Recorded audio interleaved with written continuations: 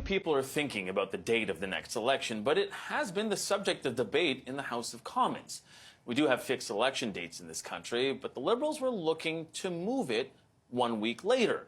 The result would secure pensions for 80 MPs who were first elected in 2019.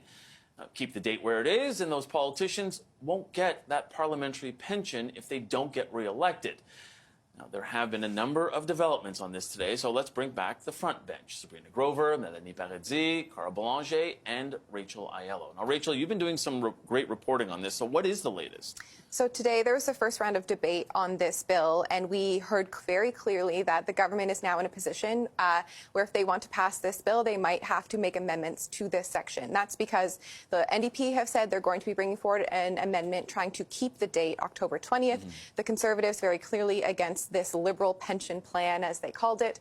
And then we were thinking maybe the Liberals would look to the Bloc because more than half their caucus are among these 80 MPs who could secure a pension. Well, no, they are also against this for a few reasons. The pensions is one of them. They're also concerned about making religious accommodations. The government said initially in making the suggestion of moving it to the 27th was connected to Diwali and a number of other related holidays, as well as if they were to bump the election to that date, you'd be running up against a Quebec vote.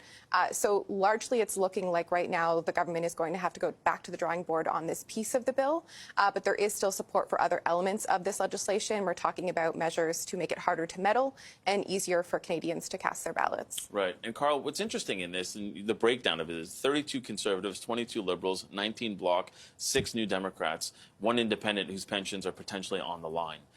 There's a bit of a vested interest for some of these MPs.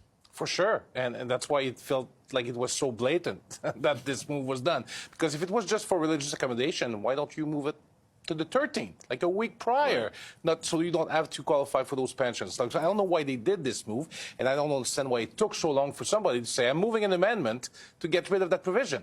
But I guess they heard from some of their constituents, and they thought better of it, and now it's moving forward, and I think the government will have no choice, if they want the rest of the bill to go through, than to remove this, this proposal to move the election on the 27th.